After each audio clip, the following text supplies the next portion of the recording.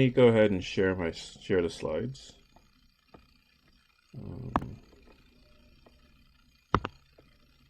Once I figure out how to do this.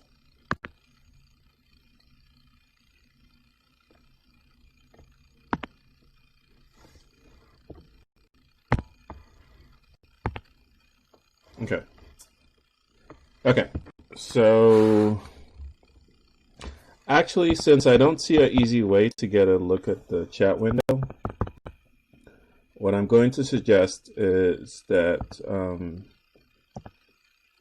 if you have a question, just go ahead and speak up, and we'll just go with that. So everyone should be able to see my slides at this point. Can someone maybe acknowledge? Okay, great. So I'm also going to pin myself so that in the final video, you guys can see me. Okay, so welcome to Graphical Models. I'm going to talk today about causal inference. So again, just like before, interrupt me as much as you want to. I think particularly for causal inference, it tends to be somewhat of a challenging topic. I took some slides from a colleague of mine, Yuri Shalitz, who gave a really good presentation on this at a tutorial a couple of years ago, and built on this a bit for the slides I'm going to present today. I should also, excuse me, I'm going to full screen this.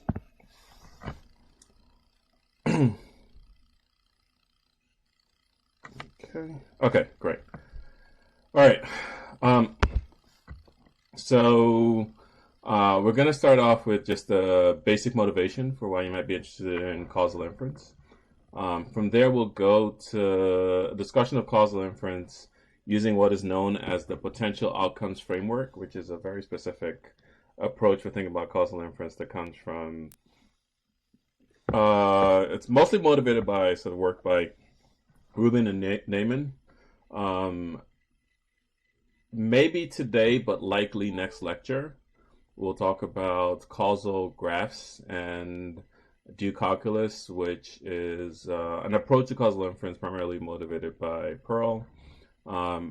I may get a chance to talk about natural experiments. I don't expect that I will, but I'll leave the slides up if folks are interested in looking up more. And then I will try to do a sort of a quick primer on how it's related to things like bandits and reinforcement learning, because I think that's just interesting. This will go over the next couple of lectures, so today and Thursday. And then the plan is next week, Tuesday, there'll be an invited lecture by a graduating PhD candidate who is working on learning causal graphs. So today we'll talk mostly about the inferential part, and he'll talk a bit about learning and sort of some related ideas. So this would be a good primer for that. Once we're done with that, we get into, the plan is to start on, by next week, Thursday, on the proposal presentations. And actually, maybe we should do a quick pause if there are questions around that. So again, the idea is folks have started thinking about projects. We should have a sign up by maybe this week. And the proposal presentations are meant to be somewhat rough, more, here are some ideas, here are some papers that I've read, here are literature, mostly literature review related to some of the things that I've read. Hopefully this is sort of a way for us to learn ideally aspects of graphical models that we haven't covered in class. In addition to that, if you already have a clear idea of what you want to do, then it will be a standard sort of presentation where you'll focus on lit review. If you don't have a great idea of exactly what you want to do, then I expect that it'll be a little bit rougher, maybe sort of discussion of a few interesting ideas, where I'm hoping some of the class discussion will help sort of nail down some interesting directions on what you might want to work on. And then there'll be, so this will go on for about 2 lectures is the plan.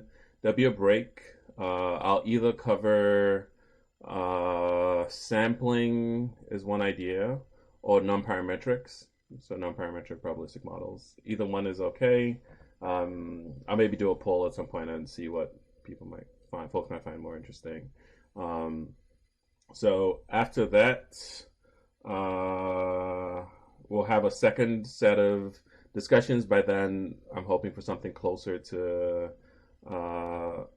finished set of projects. It doesn't need to be complete, but again, there's been some progress since the initial presentation, and we'll have that till pretty much close to the end of class.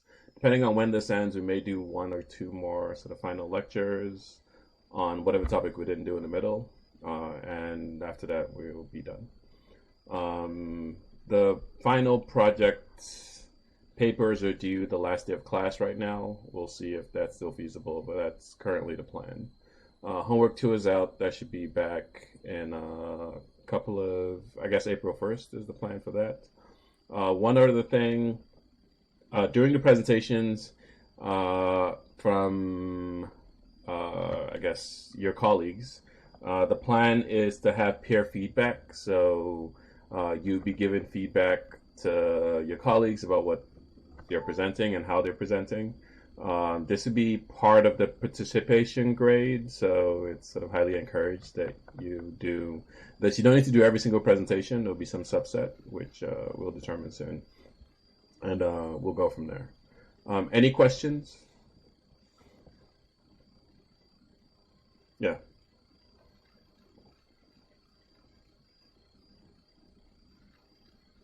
That's a good idea. I have no problem with that. Let me see. Can you say a bit more? So I can think of pros and cons. I never thought about that till now. For instance, for like faculty lectures, I've been doing pre-recording, and that seems to work reasonably well if people actually watch the videos, and then it's more discussion in the room. I think that could be a big win. If it's pre-record but you're playing it during lecture, I think I'm less interested in that, because I think the interaction is the biggest. I think the part that I'd like to build on in any version of this lecture. So I'm open to pre-recording. If it's pre-recording and we sort of collectively agree to try and watch the presentations before class and then do sort of summary in class. But it's just pre-recording instead of presentations, and I'll need a compelling reason. If you're worried about internet, maybe that's a compelling reason, but then it might make sense for me to stream it, and then you can talk over on some other alternative. Would that work? Or maybe we can chat offline. Okay. I'm open to that, though, and if others think that might be a good idea. But I really do, I would like the in-class interaction part of this, which pure pre-recording, if that's all we're doing, I don't think that makes that work all that well. Yes. Yeah. So it depends on exactly how many people are presenting and how many groups we have. We're behind on this, but we haven't sent out the call for groups. Number of groups, we'll divide the amount of time we expect to use by the number of groups and come up with sort of the amount of time we expect the presentations to be. I like 15-ish to 20 minutes, so probably we'll try to do some modifications such that it ends up sometime in that range. But we'll see depending on exactly. I think there are 40 people in the class registered, but then some things have changed. If people might have had to drop. I know that some people are traveling, for instance, or traveled, and are not able to participate in class, and so we're considering dropping, things like that. So we may have to, the numbers might have changed, and we may have to figure out exactly how many groups we have. That will determine how many presentations, how long the presentations are. Okay. Okay. Let's move forward so we can, there's actually quite a few slides, so we can get through some chunk of this lecture today. Bunch of references. I think, again, it's a well-researched topic, causal inference broadly, but I think only recently has there been a lot of interest in machine learning. I want to highlight a series by Frank Huzar, which I found uh, illuminating. I think the blog post and also the talk, if you get a chance, do a job of simplifying some of these ideas. I think there's more than many of the topics we've covered, there's a potential for causal inference to be, most of the presentations are extremely formal, which can be good, but then also can be tricky for understanding it. Just sort of overly notation heavy. I think this, in fact, I use some of the slides from the talk later on, probably in the sort of due calculus lecture, probably Thursday, because I think they're actually very clear in thinking about some of these ideas. So I recommend them if you're interested in further reading and watching other things for what we talk about. Okay, so everyone knows the whole idea in sort of the re-advent of machine learning is we can sort of get data, a ton of data. And there are lots of applications you like to use this data to solve useful problems. So, for instance, if you're in a hospital setting, you want to know which medication is best for diabetics. You can think about this as if you have a lot of data about patients and medications that you're using, this might help you answer this question. If you're an advertiser and you're trying to decide which ad you should show to a user when they come to your website, you might want to, say, use historical data to make this decision. You might want to make, say, policy or population questions. You might like to answer policy population questions, things like, will a higher minimum wage lead to more or less unemployment? Because the factors and sort of interact with each other. Can existing data help you answer this question? So all these, I think, are quite reasonable questions that might be should in. So if we dive on the question of, say, that patients from a hospital. So you need some kind of descriptor to make this data modeling problem. So standard descriptors, you get, say, the lab tests, diagnoses, medications, things like that. You're interested in the question, who will be severely diabetic in one year? So you could imagine building a predictive model. The features are like the lab tests, diagnoses, medications, and the thing you're trying to predict is severely diabetic or not. And you have historical data, and you're trying to predict why this label from X. And you run a model, you train a model, you do the standard things we like to do, say cross-validation and all that, and you get some predictive accuracy, or say AUC of 0.8. The question is, what should you do with this model? So we predicted diabetes onset. Suppose you now want to deploy this model. You're the CEO of a hospital. Someone is giving you this predictive model for what a patient will do. The questions you might actually care about, though, may not just be the predictive questions. You might be interested in questions like, why do some people become diabetics, or what are things you can do to help those people. So think about this as interventions. How can I treat them differently, or what else can change such that the outcomes might be better? And these kinds of questions are causal questions, which, as I'll discuss in a little while, are somewhat different from, say, standard predictive or correlation questions that we've mostly covered. So, broadly, causality is focused on trying to understand the effects of actions, interventions, treatments. So, questions like, how will patients respond to medication? So, the treatment here is you're going to use a medication for a patient. You want to try to predict how a particular patient or populations of patients will respond. So, on average, will patient get get better? Will a particular patient get better with a certain medication? And I'll argue in a little while why some standard predictive machine learning methods may not answer these questions well. Um, you might be interested, as we've already discussed, things like how will customers respond to a presented ad? Or will a new app design lead to more engagement? Or if I change the style of teaching in some radical way, will students respond to a change in teaching method? How will employers respond to regulations about minimum wage? All these questions are questions where there's some kind of action made on the world, and what you're interested in are trying to predict the effective action on some observable part of the world. And again, these are meant to be causal questions where you have to figure out cause.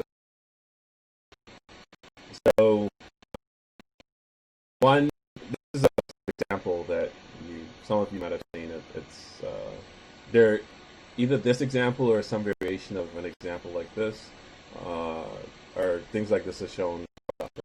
So, of I take two variables in the world. Suppose I take ice cream consumption and deaths by drowning.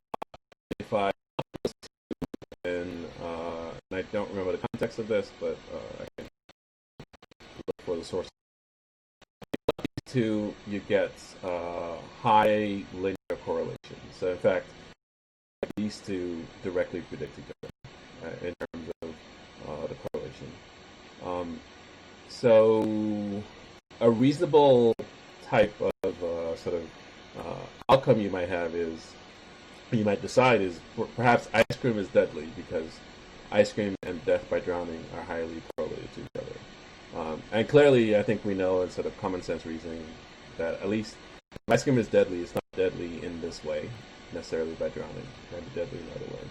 So I guess for a bit of interaction, anyone have thoughts on perhaps what might be underlying this observation of high correlation between ice cream consumption and death by drowning?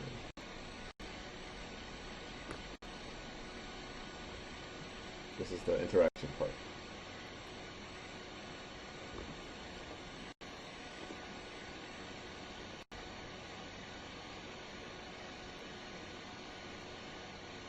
Yeah. That could be explanation.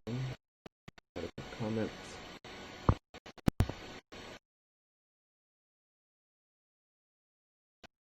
Okay, so like someone chase.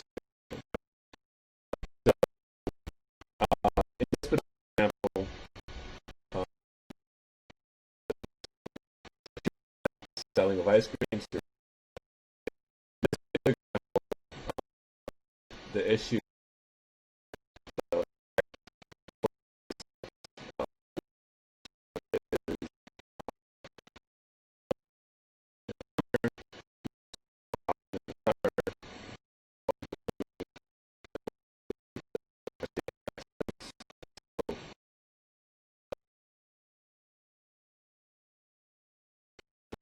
in terms of death by drowning.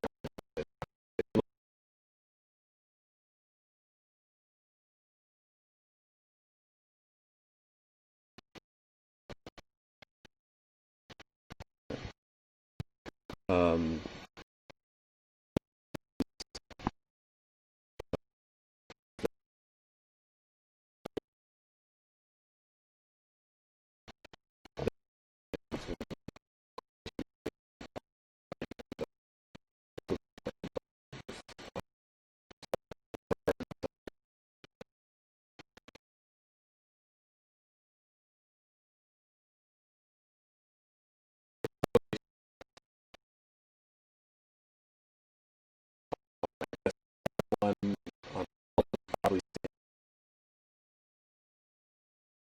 and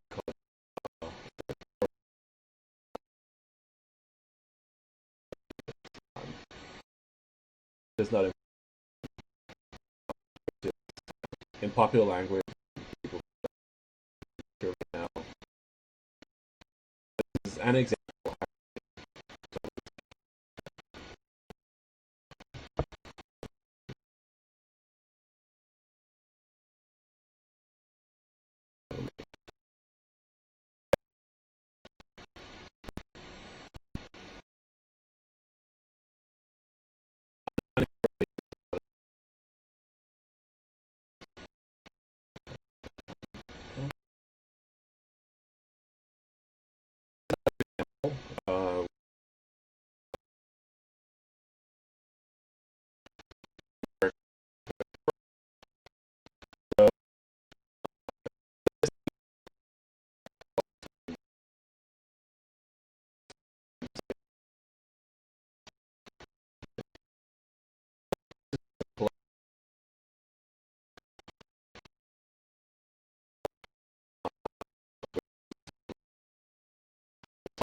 is probably exercise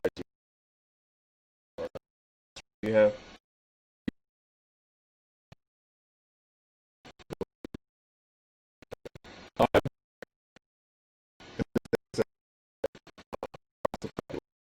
That's more exercise you do, natural.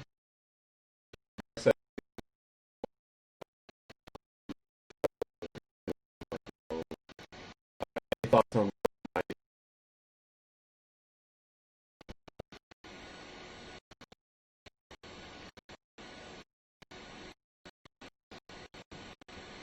the idea?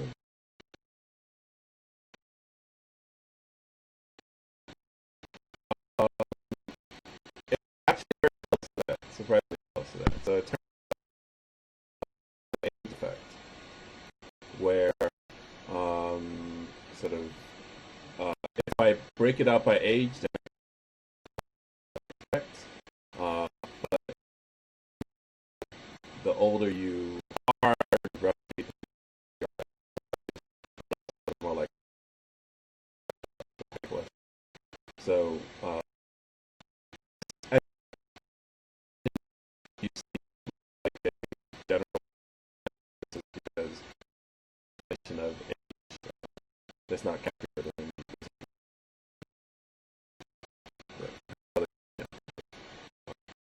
versus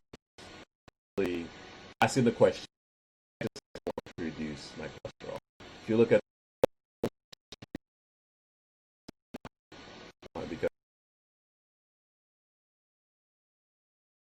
if you're able to peel out the age and what we expect.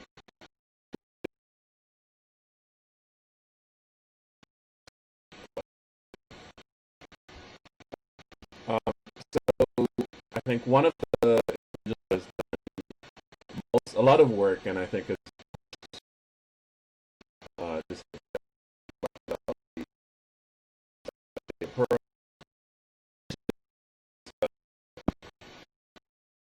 uh,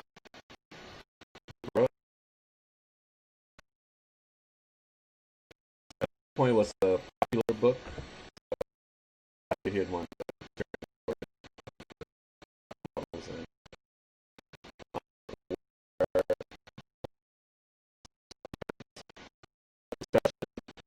He talked about he made this very strong claim that seems really impressive in machine learning. It's all just basic curve fitting.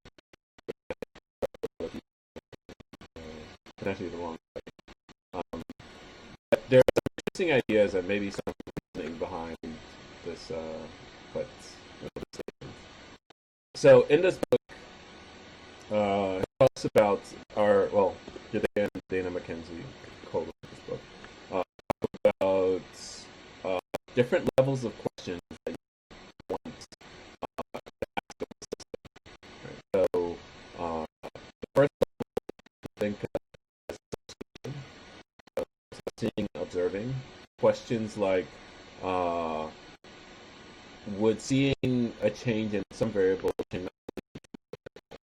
So, for example, what does the system mean? So these are, I think, natural questions.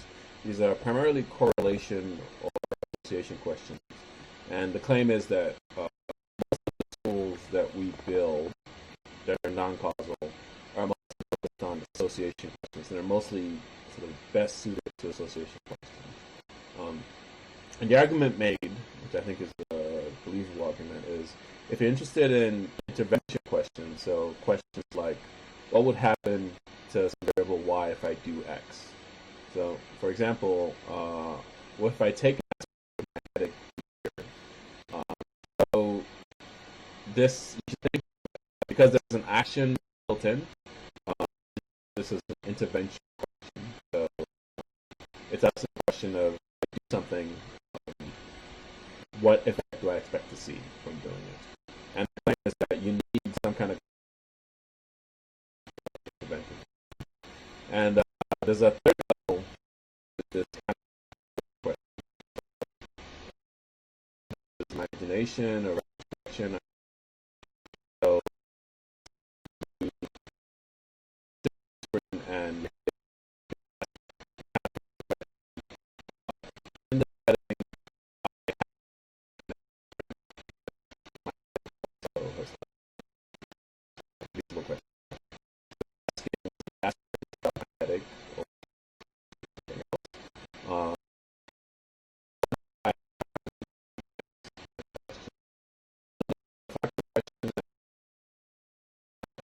Standard, even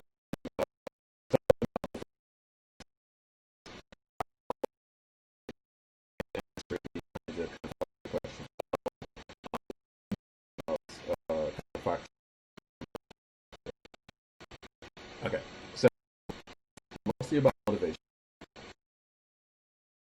Switch gears to methods. Before I talk about methods, any questions about general?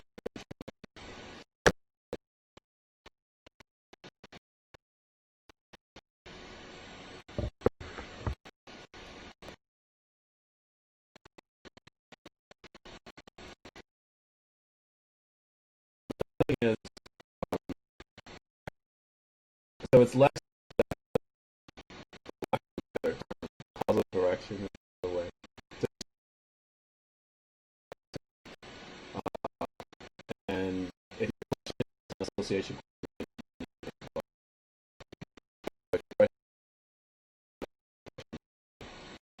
so in some sense, it depends on that question. So as a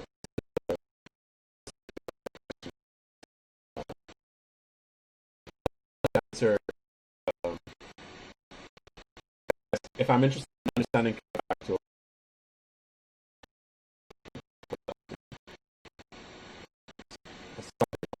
and I guess I'm claiming the other way. So if I want to answer, I guess I talked in a circle there. I already, but I but if you think about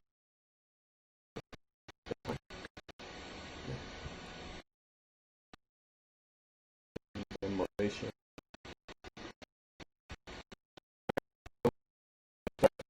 methods, so there are two different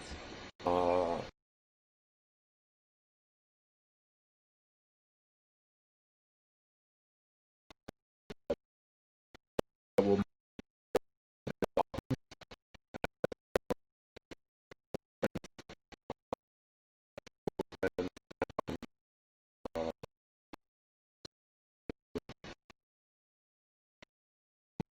force.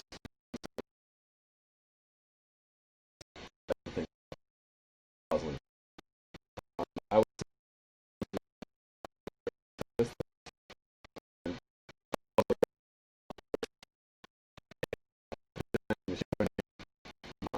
camera.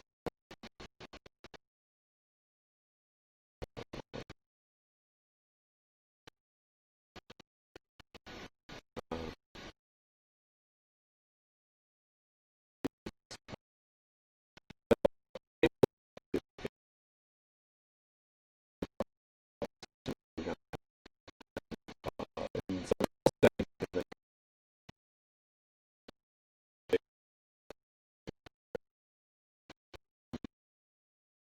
like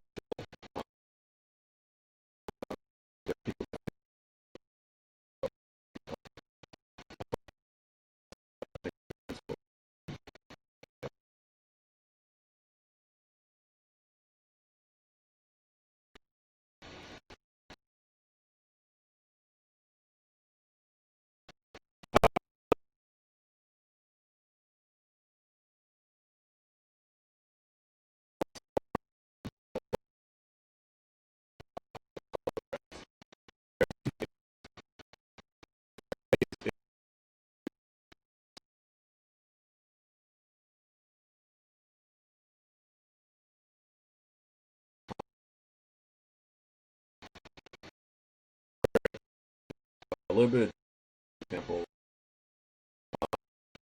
In general, also meaning that there doesn't exist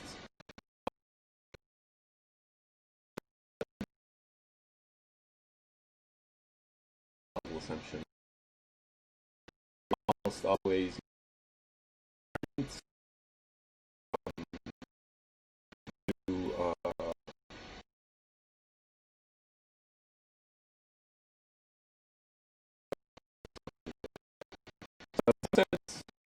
I'm just uh,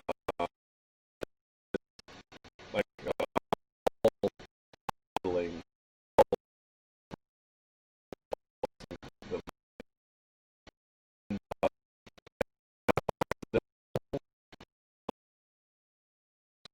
the that when you're building a causal model, you need to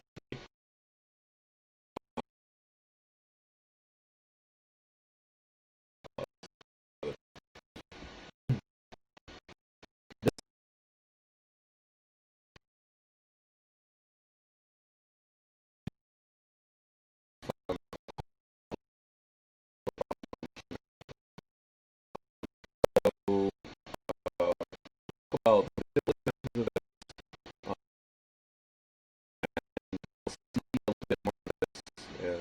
to the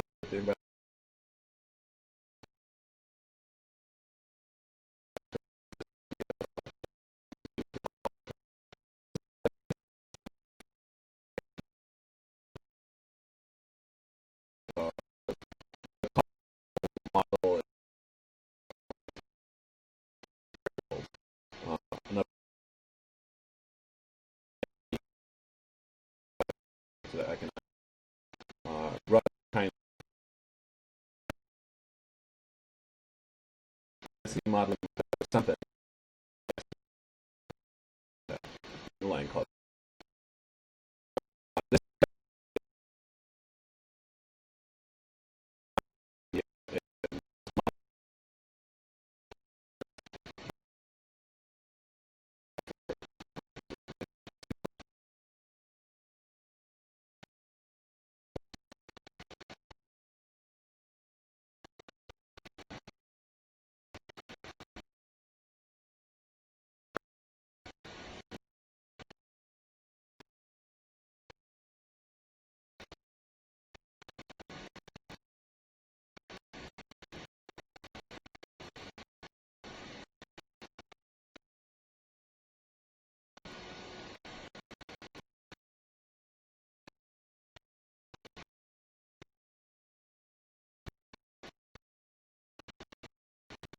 um,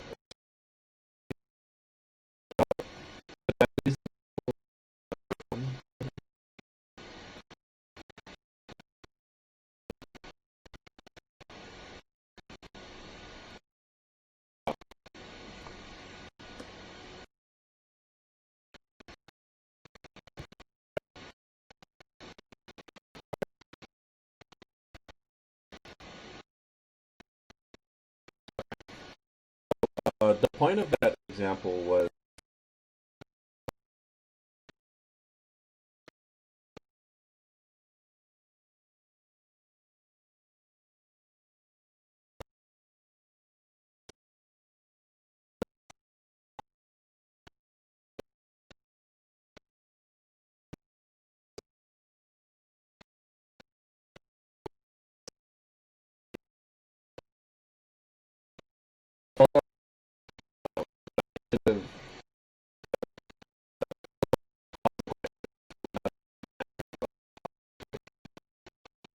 generally you need to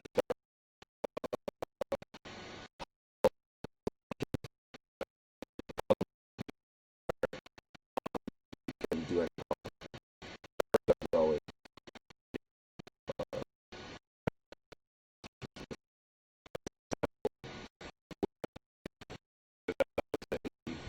That was so without question. Thanks.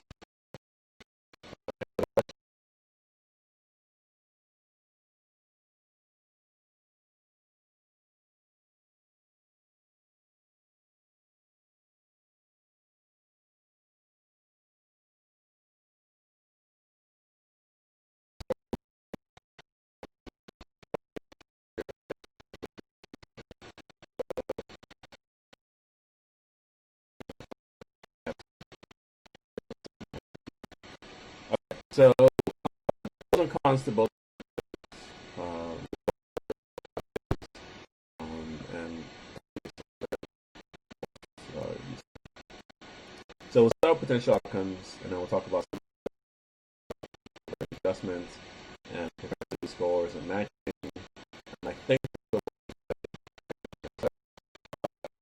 primarily talk about puzzle graphs, maybe a bit today. I think kind of next lecture, and then extra.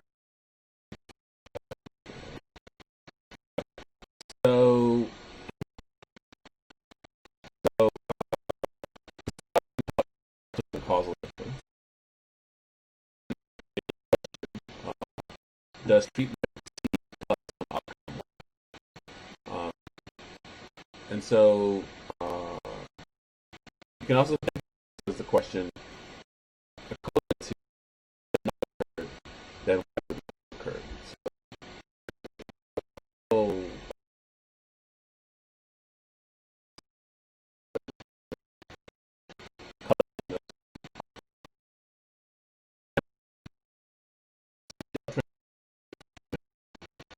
income,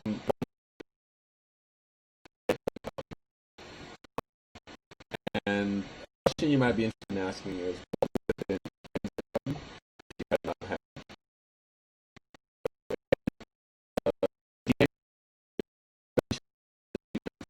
training. You want to know what happens to job, what happens in the world, but there is no training. And the effect of job training.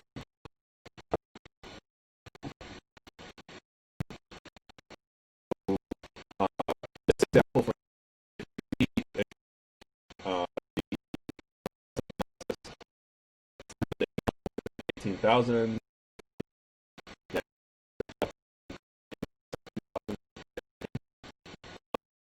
The problem is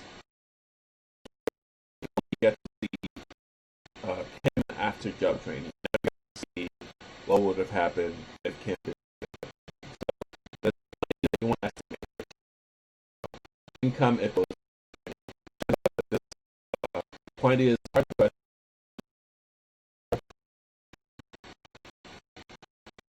So what the potential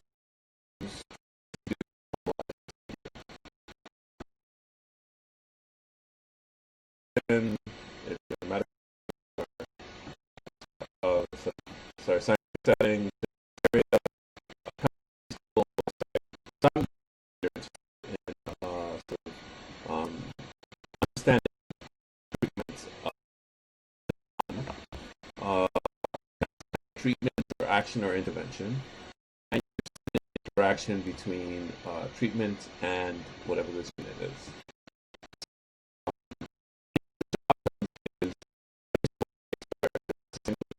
Yes, no. Uh, there are two variables. One variable is you got the treatment T equals. Another variable, which is in the unit, has the treatment T equals 0. And at issue is that you don't get to see both worlds. You only get to see either the line variable. In this, there are two random variables. Random variable associated with treatment. You just get actual. And you can easily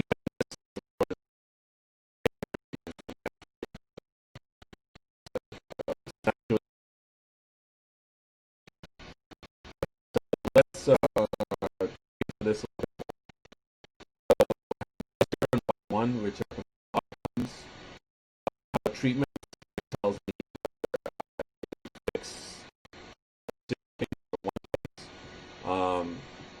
will now, but eventually come back to throwing in observe covariates. So observe, and yeah, you see the some observe either the case. So a standard and natural here is a consistency assumption. Consistency is it's another it's a way of saying the so clearly I plug in zero, I get to see one y zero. If t equals one, I get to the first zero.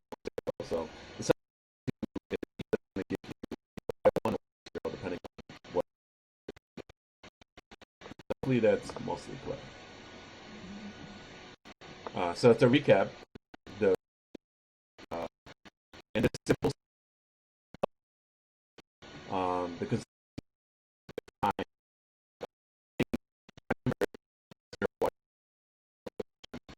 uh, based on so it's subtle, which is obvious here actually is crux of and well not kind of factors challenge the idea that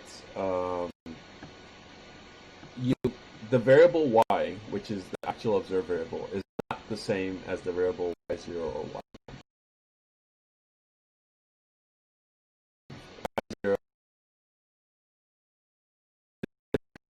which is a combination of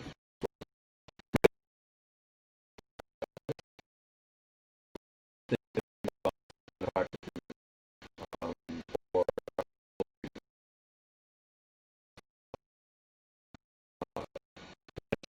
potential. So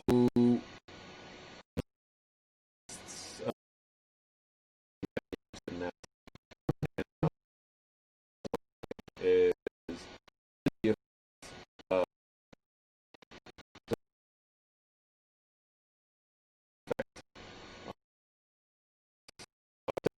it's 0 and y0. So,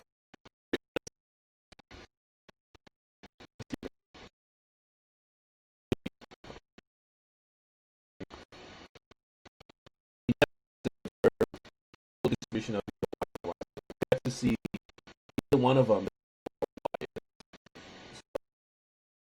treatment either actually get one and y0, which is why gives me a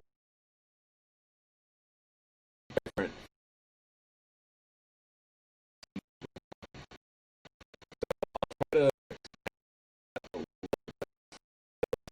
time question because this is sort of first I can use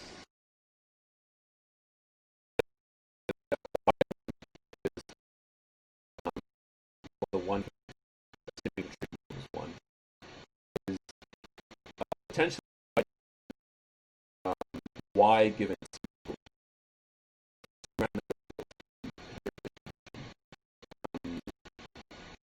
one no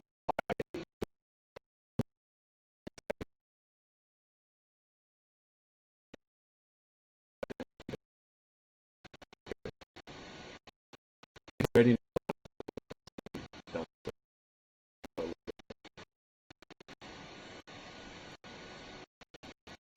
I'll keep going. This is the same, but the same. So to give a concrete example, y condition on t equals 1 is the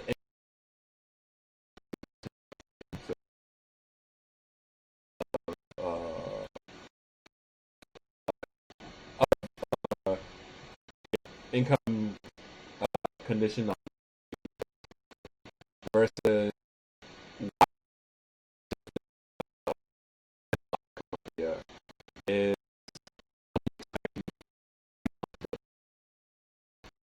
between the two here. The whole population.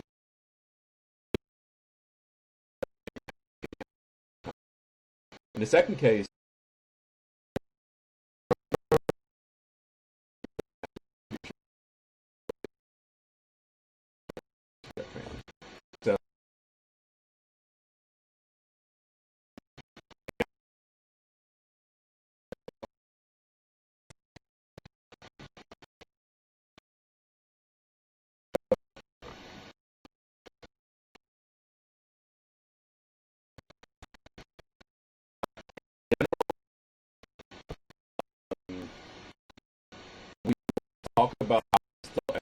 useful things, even though actually wise you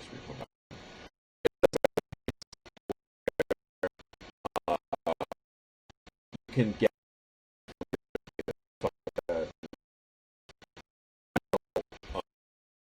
it's a different distribution. So I don't know.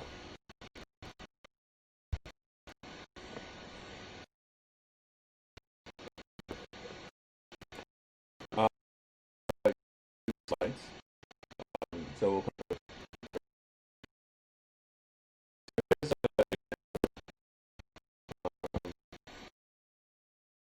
yeah,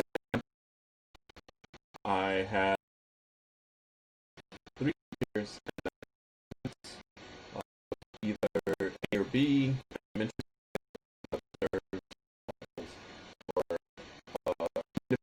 of different or yes no to the exercise. And so exercise is right.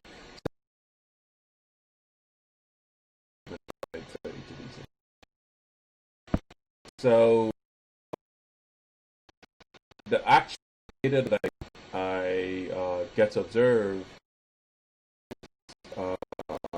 or the features I'm looking at are A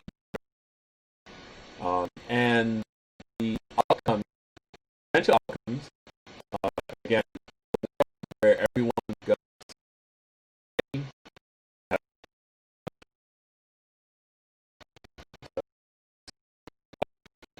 as a medication, end up with a column as they're associated with the sugar level for those individuals. I get to see neither A nor B. So I actually get to see is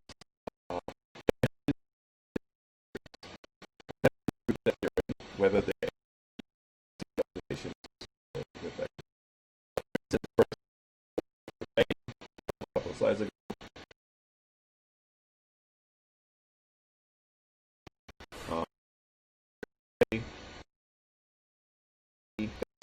And so on. So there's a lot of potential whether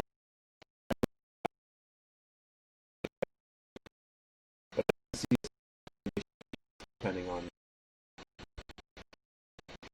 so to narrow or to push down into sort of what this means, looking at the effect of having medication B medication A to the extent this and you can check this uh, Y0 and Y1 so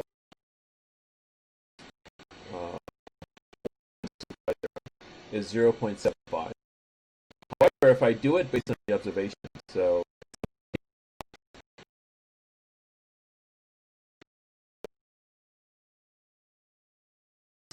hypothetical receiver compute the real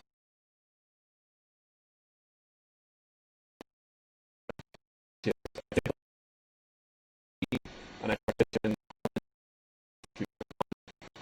I partition I compute the average of those two.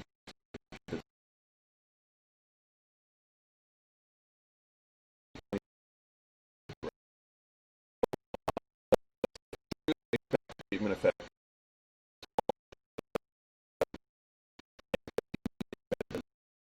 However, the way of actually says A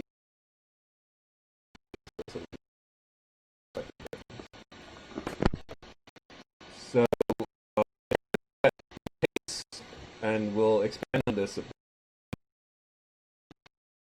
You can show that you can compute for treatment effects either do go into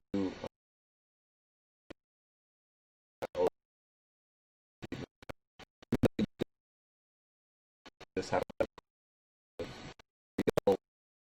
that one.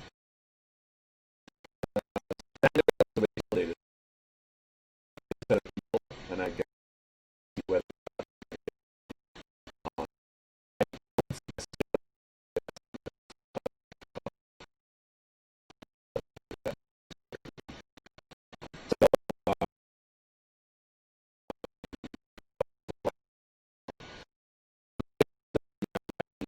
potentially this simulated say 10 healthy people, then people the correlation which is by what the average unit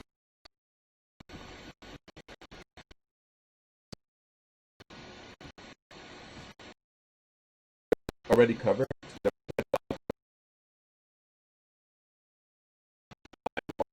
actual observation based individual. I don't know what that peak was.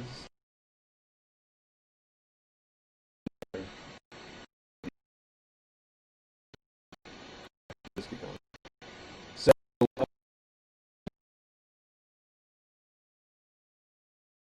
to show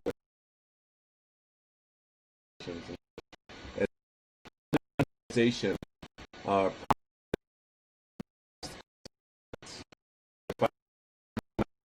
compute average, which is A/B so important.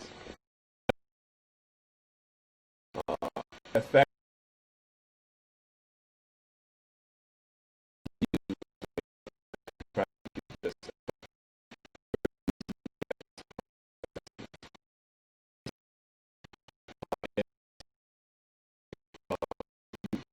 easily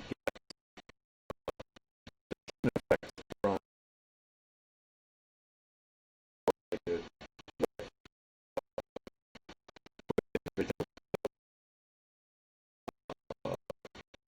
feature like president uh, design this particular issue. So being correlated with of questions so far? Okay. So control go ahead.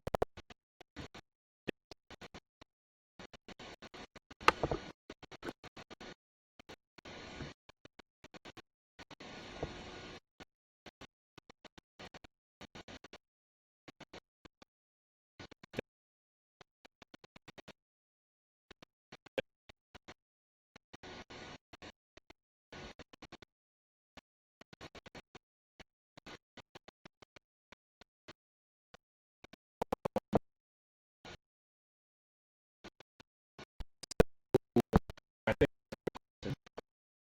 we talk about this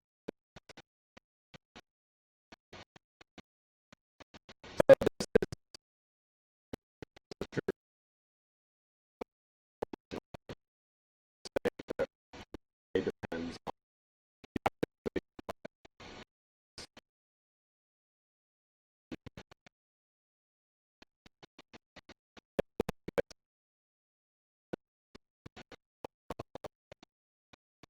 your um, how whether the condition of D ends up being the definition of Y.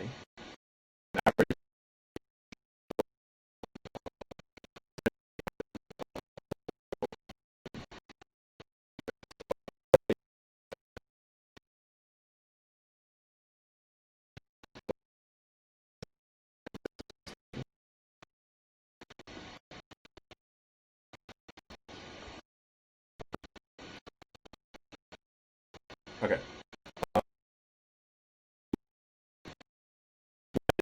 And Y0 and Y1 treatments. Then do a little bit of algebra that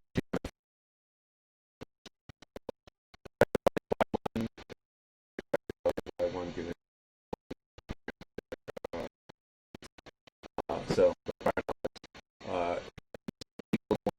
I can anything, and so T equals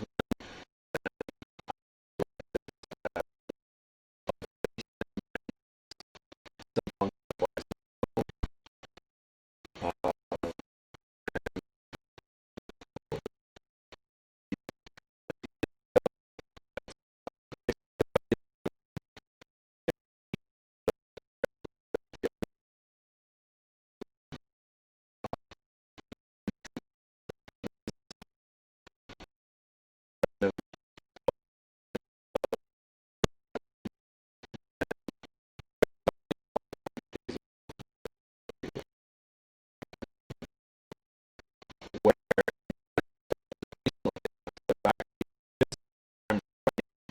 a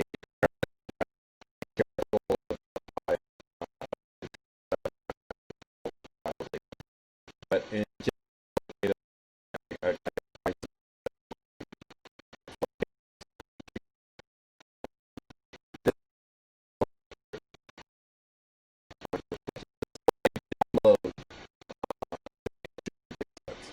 um, so I'm looking at medical treatments for let's say diabetes to pick a random uh,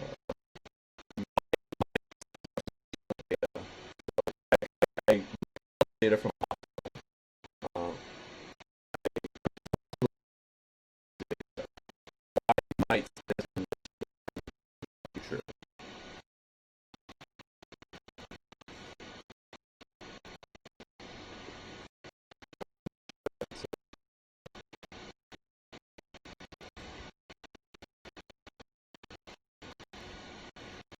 Yeah,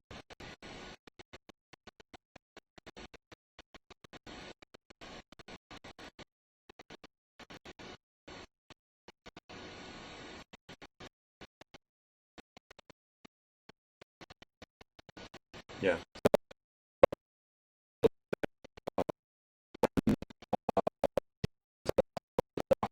Besides what treatment, the treatment that uh,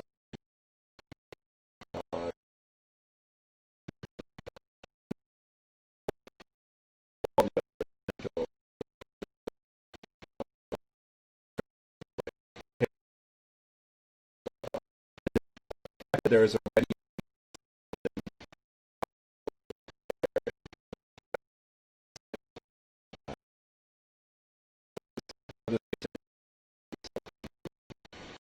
immediately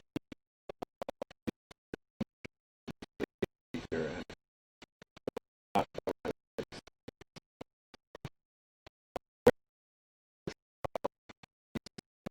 be able to run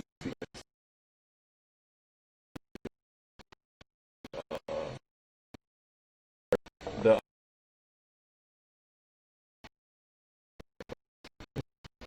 act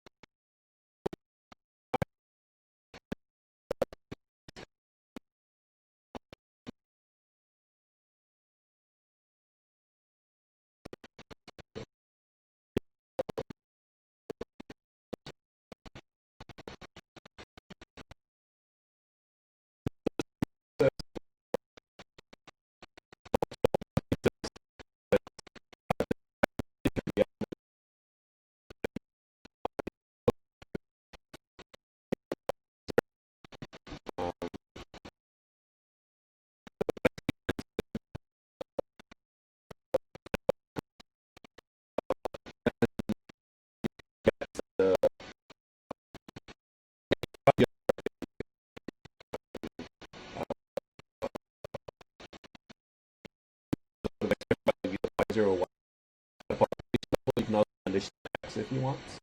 Uh,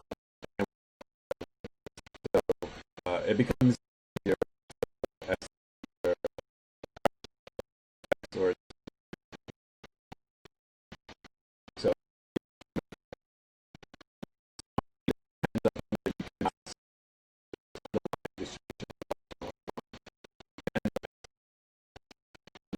or random you can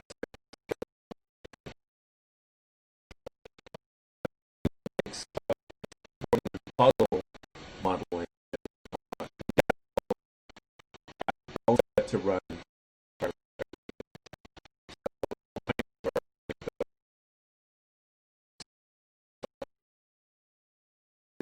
or how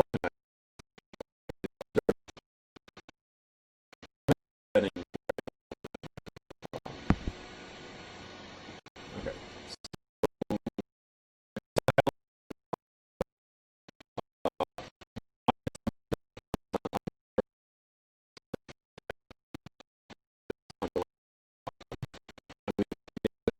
Something that we can see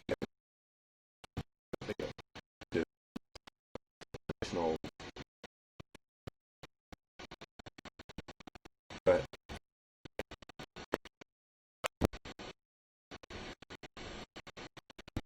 mhm.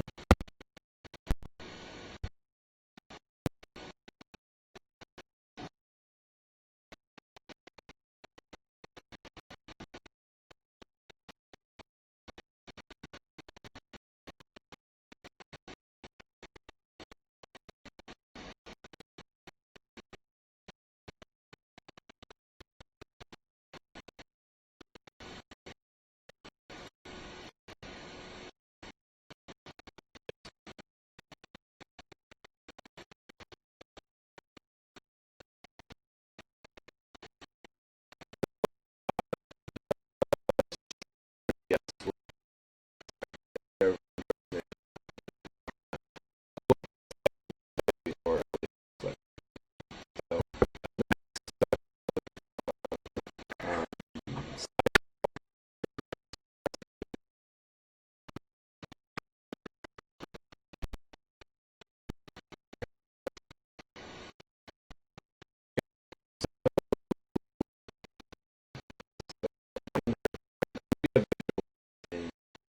a break without randomized.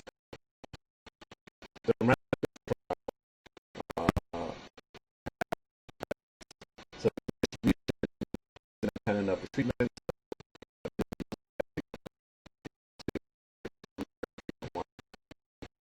uh, individual actual feature have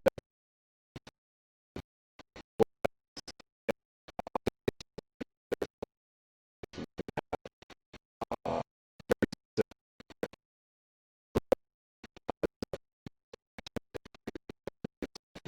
uh, there's actually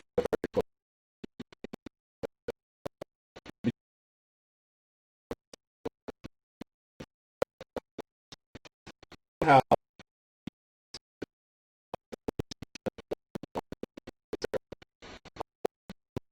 end up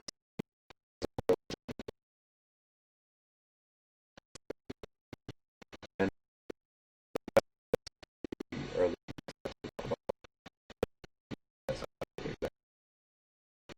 Uh,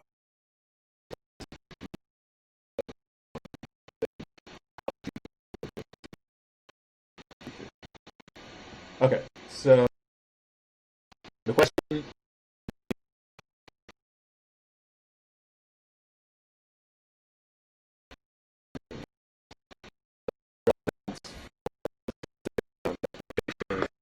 say that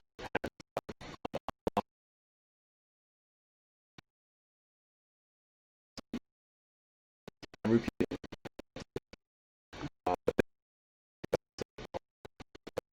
these potential see them through the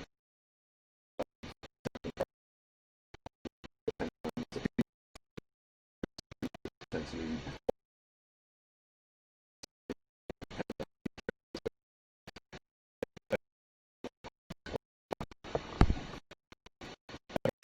So, on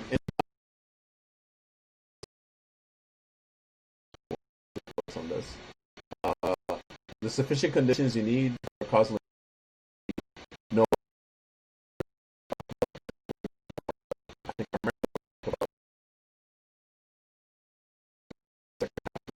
discussion. Um, then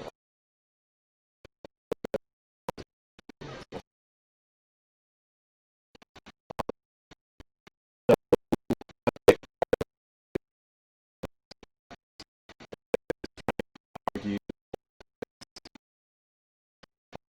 when the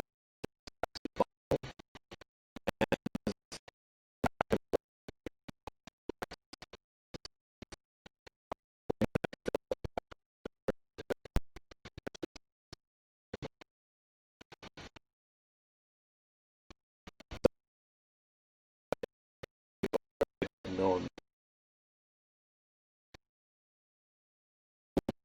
uh,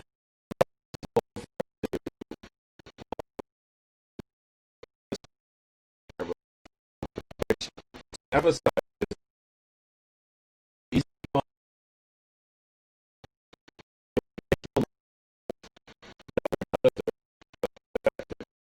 and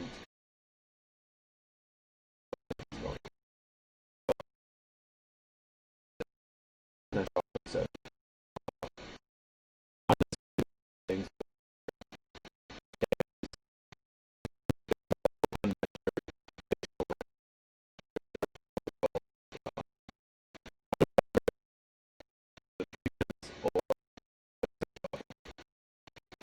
so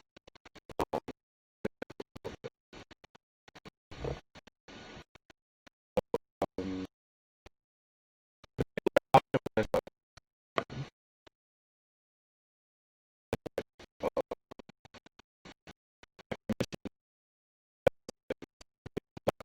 decision making. Uh, there may be a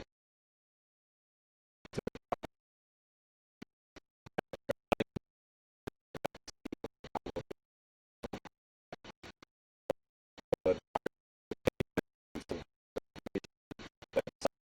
them decide for and these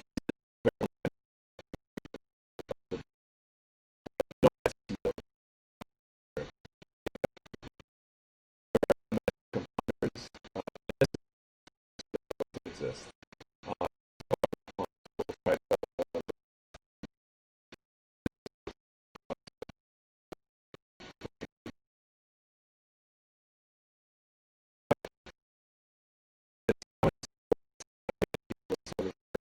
this assumption roughly that probability of the treatment in the instance. So I don't have a setting where I know treatment for a certain probability on the left.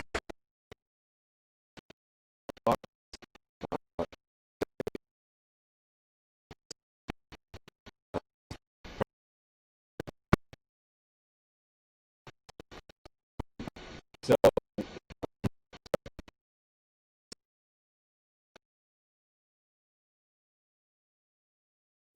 not necessarily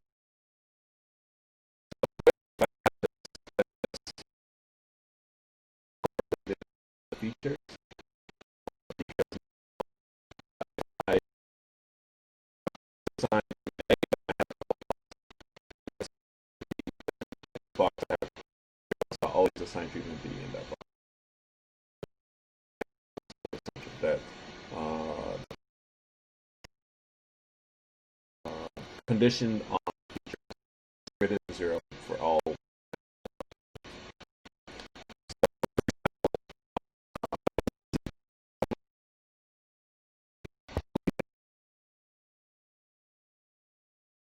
And receive.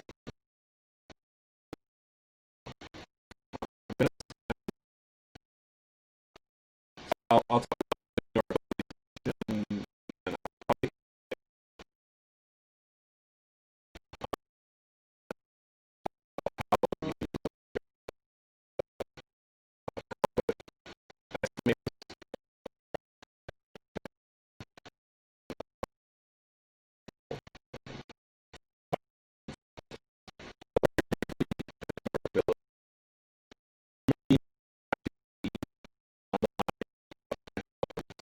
So how do you know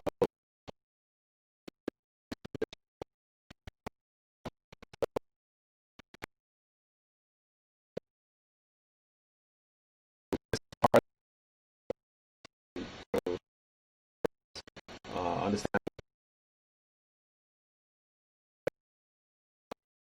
as much as you can to make sure that they're going to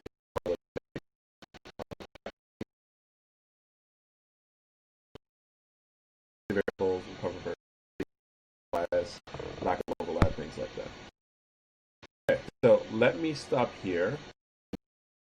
We will dig a estimation procedures that allow you to estimate.